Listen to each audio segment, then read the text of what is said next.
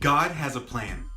Proverbs 16:9 says, "The heart of man plans his ways, but the Lord establishes his steps." It is wise for us as Christians to acknowledge and to understand that God is in control and he has a plan. We always don't get what we want, and sometimes we don't even understand events that happen in our lives, but we recognize that God is sovereign, that he is good, and he's able to accomplish his will. The book of wisdom, Proverbs, again tells us in chapter 19, verse 21, that man can plan his ways according to his own ways, but it is the purpose of the Lord that it will stand. God's will be accomplished. In Acts chapter 8, we sort of see this principle laid out for us. It starts out how Saul is raging against the church, actually killing women and children and persecuting them. But we understand that God is still in control. And he used persecution to actually push forth the church out of Jerusalem to preach the gospel.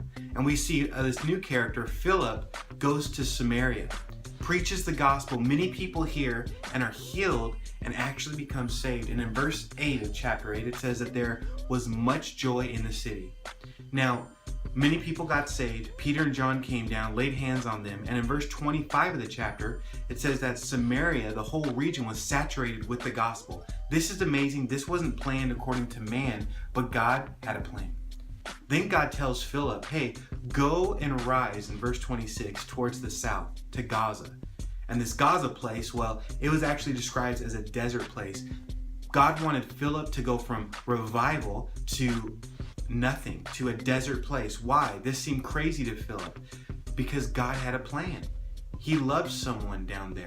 See, there was a eunuch that was searching scripture and searching who God was, and Philip was able to preach the gospel to him. He asked him, do you understand what you're saying? And the eunuch didn't know what he was saying. He said, no, how do I know unless someone teaches me?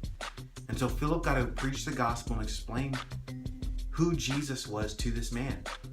God was in control and had a plan and loved that one person to send Philip, leaving revival to go to that one. I was personally reminded of this principle that God has a plan with Hurricane Matthew. Everything got flipped around. Our services were canceled. And you know, as I hate that type of stuff. I love being with you guys. We had to board up. We had to leave and went over to the West Coast. But God had a plan. We were able to be with pastor friends and be able to actually go to some other friends in Punta Gorda to their church launch and lead worship. Something I wouldn't have planned and wasn't in control, but God had a plan. And I just want to remind you, even if it's an inconvenience, even if you're going through trials, may you realize that God has a plan for your life, that he is good and that he is sovereign. And may you find hope that he has a plan.